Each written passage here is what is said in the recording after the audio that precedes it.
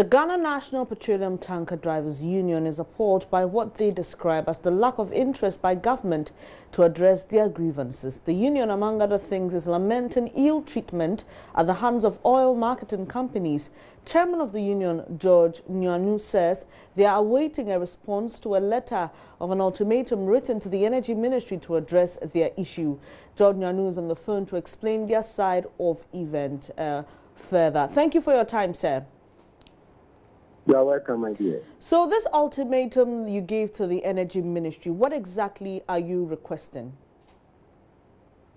Thank you. And I would like to use this opportunity to say good morning to your listeners, especially the tanker drivers across the country.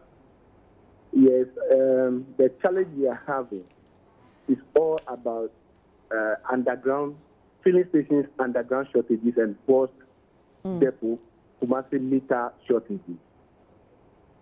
Those are the challenges that we are having, and those things lead to drivers working without salary from their various transporters. Can you explain to us how these meter shortages affect your work and what exactly it is? Okay, thank you. Yes, what exactly affecting the meter at Kumasi? Along somewhere 2007, an exercise has been carried from here to Kumasi, yes, which we detected that the meters are archaic meters. Then they promised changing the meters. By then, it was Nana as boss manager. Up to now, the meters are still working. Yes, they are still using the meters, which is affecting the drivers. So we complained severally to boss, and they promised changing the meters. Okay. So we send our challenges before the president. Clearly speaking, let me make this thing clear. We are not against the president because the president gave directives to the minister to address our issue. Exactly. We wrote a letter to the minister to see him as our father. But I think because of his time, he couldn't make it. And it is affecting that. That's why we wrote the ultimatum letter. But as I speak to you now, yes, they respond quickly to our letter, which they address the issue from Monday to today as I speak to you. So does it mean that that ultimatum has been scrapped or lifted? Yes, we have a confirmed letter from MPA. Clearly speaking, our boss, Mr. Lord Comey, Honorable Lord Comey, has done a very good job. We sent him a letter which he quickly reacted on it. That leads to this response. So I would like to say thank you to the Director of Operations. He has done a very good job for us. And I think if everybody is like him, maybe this country will move forward as we are all expecting. Yeah, so once we wrote the petition and it has been addressed, I don't think we can continue with the strike. We are not calling for strike, but it is something which is worrying us, and we call for to address. So once it has been addressed, then I don't see the reason I would say no, we don't wait. Okay, Mr. Nyanu, I just need some clarification here. So what you are protesting is that when you go and deposit the fuel into these storage sites, the measurement or the meter that is used is in such a way that you're shortchanged. Is that it? You don't get the right amount of money that you require or that you need for that fuel that is delivered. Okay, thank you. Let me explain it very well to you. The truth is we have a manual book from Energy Commission of Ghana which guides petroleum product loading and discharging procedures. Right. But the filling stations are the OMCs and boards, yes, are not going by the rules and regulations. That is affecting us.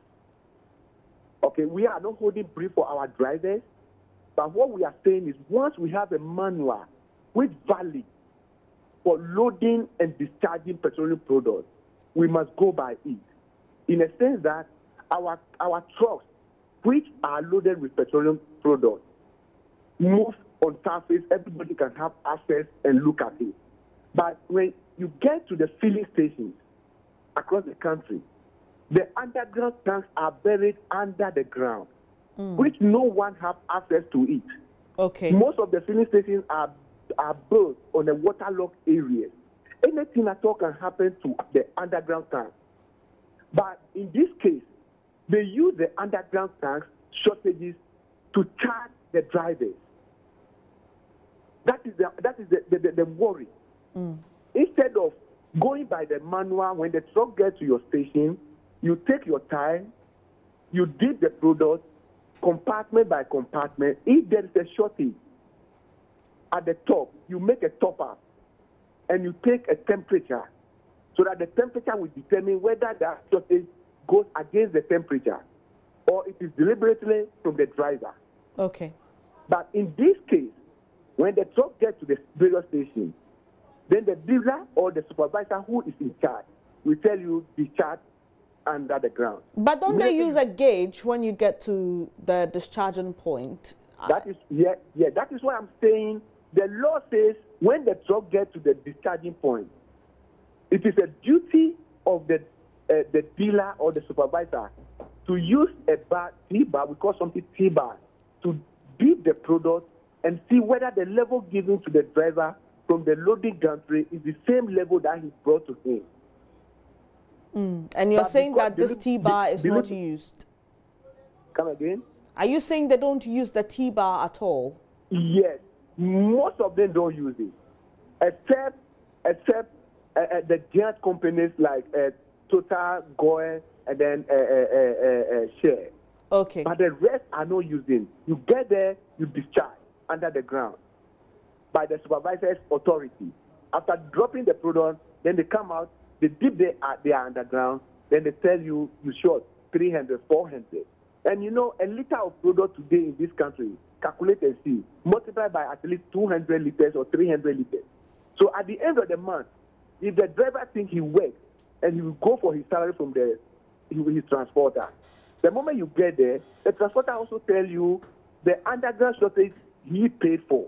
He cannot pay for underground shortage and pay for your salary again, which I, being the chairman, I agree with the transporters. You understand? They are also human beings. Yes, we cannot short them underground shortages and then we have to tell them to pay us our salary again. You understand? So we can see clearly that the OMCs and the dealers at the various filling stations are cheating with the drivers. That is how can we call on the minister to assist us. Thank you for your time this morning, George News, Chairman of Tanker Drivers Union. We'll explore this issue further on the marketplace at 1 p.m. We'll take a quick breather now for business news. Do stay.